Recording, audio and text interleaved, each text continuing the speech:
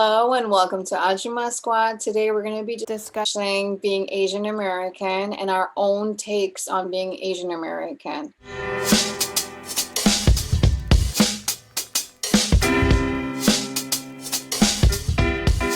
Did you ever get taunted as a kid? I remember when I was in elementary school, I was on the swings, and then this really skinny white girl had asked me, "Get off the swing, you fat ass bitch," to me. And ever since then on, I've had issues with my looks, my diet, the way I weigh. I've had issues since then, I do remember one incident that happened. I was really little, and I was in my grandfather's car. We were driving home. But I do remember stopping at a red light, and there was this car in front of us full of these guys, and it looked like they had just gotten out of like a softball game or something. They were like in uniform, and they had bats. We got out of the car, and I still remember them like hitting the car with the bats and yelling at us. And they were like screaming at my grandfather to get out, and they were calling him Chinaman, you chink, and all, you gook, go back home. People like you shouldn't be here, and all this stuff. And I still remember like he didn't make a peep. He just sat there holding the wheel. Yeah, and just took it. Looking dead on straight, like they weren't even there, And Happy Cleaners, I'll give you a quick synopsis. I don't want to ruin the story for you, but it's about like, it dives into like the family dynamics of being Korean American specifically. Mm-hmm. You know how like it's not uncommon for us to have a friend whose parents have a laundromat or a convenience store or a deli or dry cleaners or what have you. Like your mom, what did your mom used to sell t-shirts in Times Square? Yeah, we had a t-shirt store in Herald Square, and then we did souvenir shops. That was our business, t-shirts and souvenirs. Yeah, like it's common for Korean Americans to have those type of jobs. Like my parents had a deli at one point. They're all hard businesses to run, and somehow they still find a way to make ends meet and send their kids to college. And provide for a family with these businesses. They barely speak English, most of them, right? There were many nights in my Brooklyn store, my father would stay at the store overnight because he had robbers come in. And I can only imagine like having to stand up to people like that, not knowing if you're going to go back home, They were so brave. Yeah. My mom at the age of in her mid-20s, opening and shutting down the store, not knowing a word of English. There was one line in the movie that the girl said too, and she was like, "We are the bridge between Korean American. We're the transition, that little bridge, that hyphen between Korean American. That's who we are. We're neither this and we are neither that." And that hit home to me because, if you go to Korea, they don't see us as Korean. They see us as foreigners.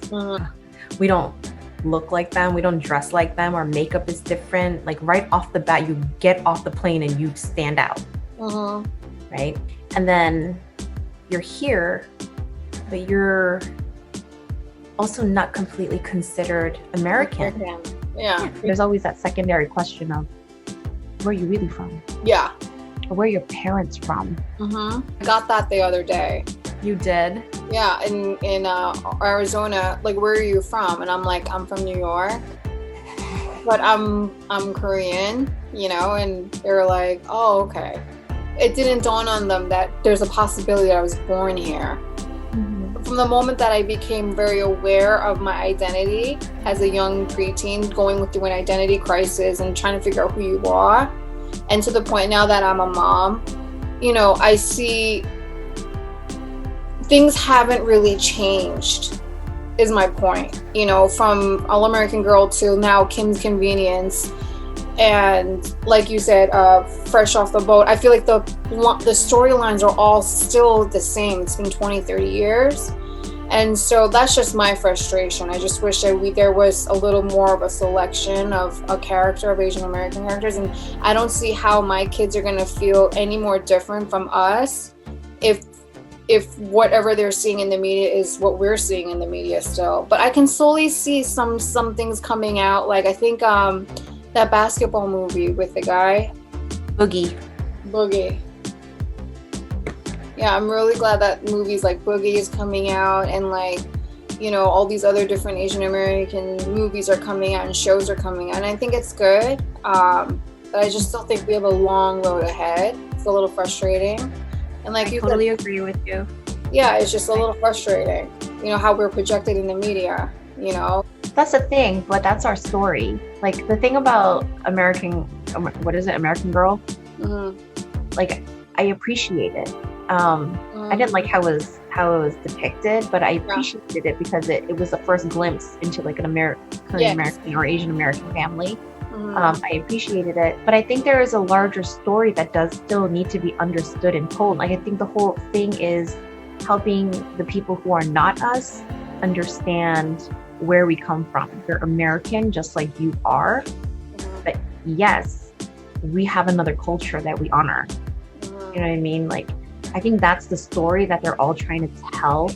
So I watched Happy Cleaners tonight, and the thing that hit home for me was that it was telling my story. It's telling our story, our generation story. Our kids' generation is going to be completely different because we're already second generation. That's why Bling Empire doesn't hit home to me. It doesn't resonate with me in any way, shape, or form. So either we're fresh off the boat and starting new here, trying to find the American dream, or we're fucking crazy ass rich Asians who are running amok and throwing money around. It's like, where's the middle ground? Right? I think there needs to be a middle ground of how we're represented. And honestly, I think that's another reason why you and I started this, because we are that middle ground, right? Yeah. We're just normal Asian Americans with the normal struggles. When we started this, we were really passionate about representing Asian Americans, right?